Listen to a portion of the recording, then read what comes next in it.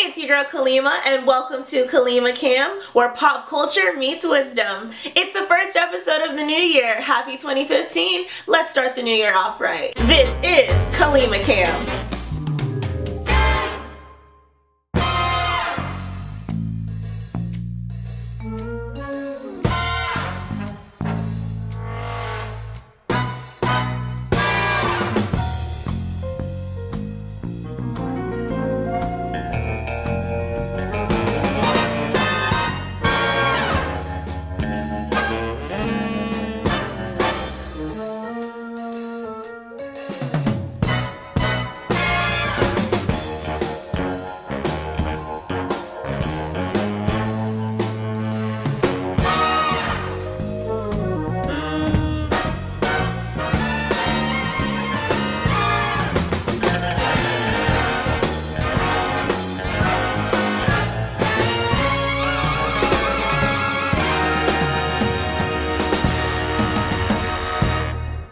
In this episode, we got some crazy headlines and grapevines. We're talking the Golden Globes, the hits and the misses. And I'm not just talking about fashion. And we're gonna touch on potentially the best movie of 2015. You know it wouldn't be Kalima Kam without a little reality TV scoop. This time, someone got a verbal beating. Or shall I say, reading, like Hooked on Phonics. The Real Housewives of Atlanta. The girls joined Demetria for an all-expense paid trip to Puerto Rico. Although these bougie girls made do with their luxury island suites, the claws came out at dinner. For one, Claudia was clearly not feeling Nene's continuous shade because she went in on the self-proclaimed queen of the Bravo housewives. Nene! Like, you ever heard the saying, money comes and goes? If you're so Hollywood, don't you know that one minute you're in and the next minute you're out? And if that doesn't humble you, I don't know what will. And I wonder how she feels about Kenya Moore being on Celebrity Apprentice. I got a Donald Trump check. Okay, well she's about to get one too. Kenya Moore will probably never get Nene's respect. I mean, she actually tried to call Claudia out for what she does behind closed doors. At least Claudia did it behind closed doors and the public could give her the benefit of the doubt. I was just waiting for Nene to think of something else. Of course you would attack a person's personality instead of the subject at hand. The real issue on the table. Who cares if she sleeps around? What does that have to do with you? Clearly you have a personal issue. Probably just a personal problem in general. And if you think about it, the way that you made success was through your connections and through your networking. I mean, you can't change what is. She's now on the Real Housewives of Atlanta. Befriend Claudia. Use her as a stepping stone to something you can do possibly in New York. Yeah, you did Broadway, but you never know what your friends' connections are. But calling somebody a mixed breed? Yeah, you're kind of burning bridges. You're black. You know racism up front.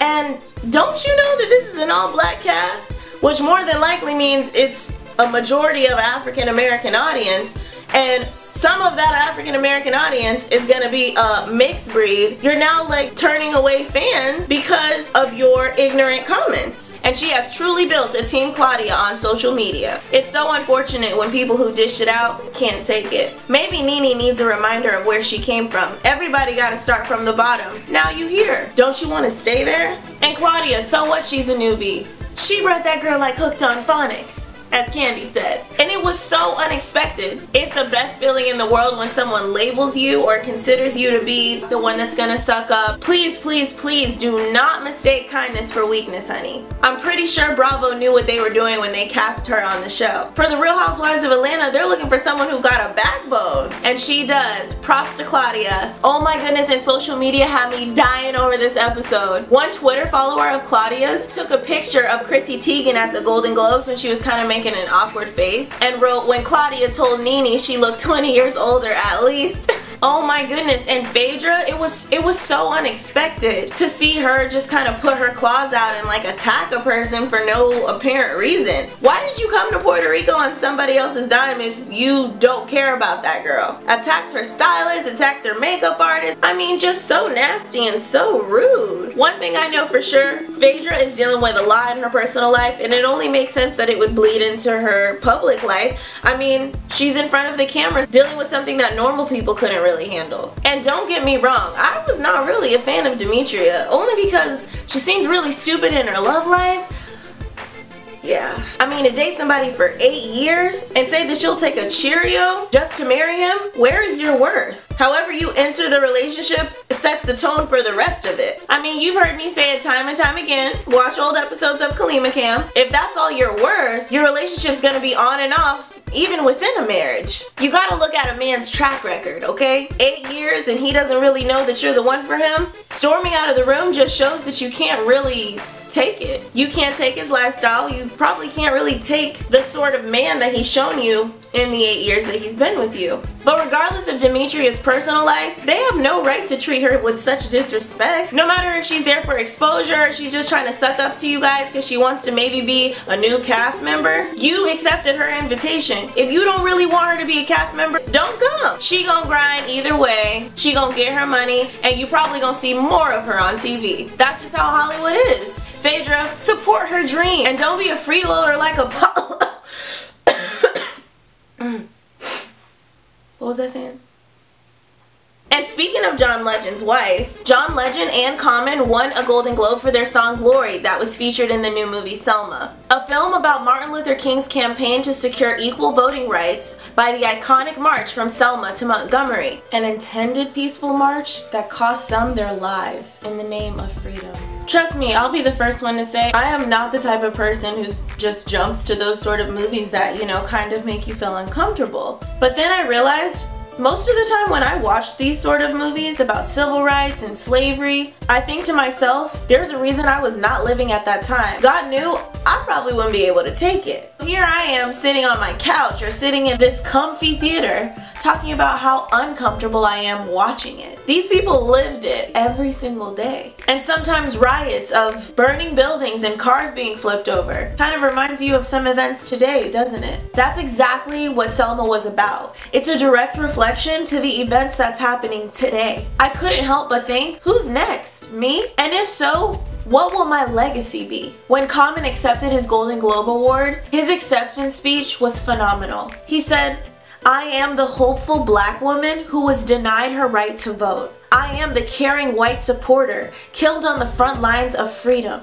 I am the unarmed black kid who maybe needed a hand but was instead given a bullet. I am the 2 fallen police officers slain in the line of duty. Selma has awakened my humanity. Selma is now." This movie truly taught me the difference of retaliation and the route of violence versus knowledge. Blacks being treated unfairly, especially in the civil rights times where you technically had the right, but you just weren't free to make those decisions. Those sort of events can really stir up some emotions, sometimes to the extent of violence. Sort of like the violent riots that happened when the Michael Brown verdict came out. And it's unfortunate. Martin Luther King died at the age of 39 so that we would be able to have this freedom. Yet, in my experience, some don't even take advantage of it. Kind of like voting. People believe, you know, the government has control, they're gonna, you know, elect who they want to. Of course, funds have a lot to do with it, and as a minority, it's not likely that we'll come up with the funds. But if you believe in the universe, we have a black president. It is possible. It is factual. MLK proved that sitting down means nothing. Beating people, starting fires, that is what they want. Give them a reason to think you'll resist so they can lock your wrist. Through knowledge, we gain understanding, we gain opportunities, and eventually we gain the right and the respect that we long for so much. We are only going to overcome with knowledge and persistence. Watching movies like this teaches us our history. How are you going to know how to move forward without knowing the ingredients of how something came to be? Another favorite quote of mine in the movie Selma was when a friend of Coretta Scott King, Martin Luther King's wife, was trying to comfort her in the midst of all the drama. Coretta's friend said, "I know the blood descendants of mighty people who gave civilization to the world. People who survived the hulls of slave ships across vast oceans. People innovate, create, and love despite pressures and tortures unimaginable. They are in our bloodstream, pumping our hearts every second. They have prepared you. You are already prepared." Martin Luther King in the movie Selma also said, "I wonder how many we must lose." He was talking about the people who suffered and died not for our rights, but our freedom. And of course, there was some major hits and misses. One hit and miss that I'm not so sure about are the Golden Globe hosts, Tina Fey and Amy Poehler, when they were talking about Bill Cosby. And they jokingly said Sleeping Beauty thought she was just having coffee with Bill Cosby. I don't know, do you guys think they took it a little too far? That was followed by some really poor impersonations of Bill Cosby. I mean, you have to kind of ask, even as a comedian, at what point are we going to consider the alleged victims? Comment below and let me know. Alright y'all, but to the fashion. Lupita Nyong'o, killing it in the purple. If you know me, you know I love me some royal blue and bold purples. It just gives me life. I do wish the flowers at the top were just a little maybe smaller so it could show her figure a little bit more. Dakota Johnson and Chanel Couture, the top detail was exquisite. Now I'm gonna challenge y'all on that Chanel can do no wrong, because did you guys see Keira Knightley? I have two words for you, Anna Karenina. She just reminded me of that character, old school, like leave it back there. Fashion Police, Brad Goreski, he called it Chanel. And apparently it took 30 people to build that dress in 1 week. Okay, Kerry Washington and Mary Katranzu, I'm not gonna lie, I'm always waiting for a wow moment, and you know, she gave me a little this time. I love color blocking, a metallic glammy type of shine to it, like a statement necklace would have taken it to another level. The shoes, perfect. J-Lo, Zuhair Murad. Zuhair Murad's one of my favorite designers. This is J-Lo's look. Va va voom, very bold, very shiny, very hello, I'm here, I have arrived. I'm not so sure about the messy hair, you know, she loves to do the just woke up out of bed, shaked it, and she's fab. But I felt like it was kind of rushed looking. Viola Davis and Donna Karan Atelier, her complexion against royal colors, magnificent. Jen Aniston and Saint Laurent, like if you go on the red carpet, you don't wear black. Same old silhouette. I felt like it was very easy and, you know, effortless in the bad way. Melissa McCarthy, I love her as an actress. Trust me, nobody thinks she's funnier. She said that she put 2 outfits from her closet together into one. I don't think this was very successful. Apparently she did it with a designer. I know she wasn't trying to be literal with a masculine look, but don't be afraid to wear color, people. The shape at the bottom, you know, ruffles, they don't work. And I definitely don't think they work for a woman of her size. I think that heavyset women should wear flowy things. Not always, you know, hugs the curves unless you want to put on some Spanx, but just something colorful, something flowy, and it's all about confidence at the end of the day. If you show that you're having fun on the red carpet, we will believe you. Okay, Selma Hayek and Alexander McQueen. Fashion Police, they said that she has access to pretty much any designer in the world due to her husband. Considering that information, you chose this. The style of the belt was kind of casual. You should have just let the dress do the talking. The belt was just kind of out of nowhere to me. And you know, the bow in the hair, I think it was just sort of a nod to her culture. That just kind of goes with her brand, and I think that's okay. Okay, so Amal Clooney and Dior Haute Couture. Boy, the gloves. I don't understand gloves anyway, but they were bulky. The white kind of threw me off. I just was, you know, kind of ready for her to start miming a little bit. And the thing is, she's gorgeous. Her face, I mean, you could tell she didn't even have like too much makeup on. She didn't even work it. She probably did her own makeup. Her brows are flawless. Her hair was just like she was sweating. Her wedding, which was absolutely glamorous, and this was kind of your first appearance. The red carpet is where we show off. So how are you showing off with black? Unless Zach Posen, any black gown he does will be a statement piece. She didn't even seem like she took the Golden Globe seriously, so you know, it is what it is. Lorde and Narciso Rodriguez, absolutely obsessed with her voice, even obsessed with the way that she performs, which is a whole nother controversy. But this suit was expected from her. I don't think that she takes herself so much seriously in the fashion sense, which I respect, because that's a part of her brand,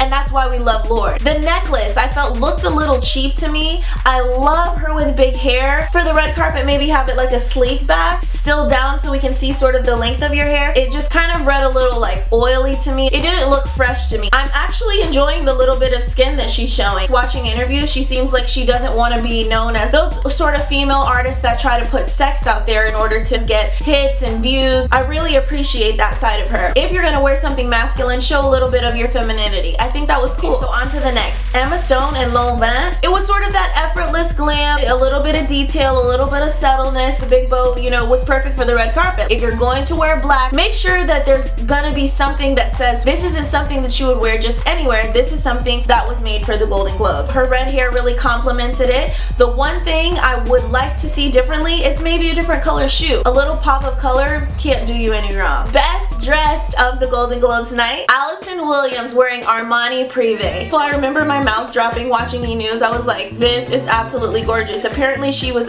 playing Peter Pan in the play that was aired on television. She just wanted to kind of show people I am not masculine naturally. I can be a woman and I can look amazing. The color was everything I needed. So vibrant, so perfect.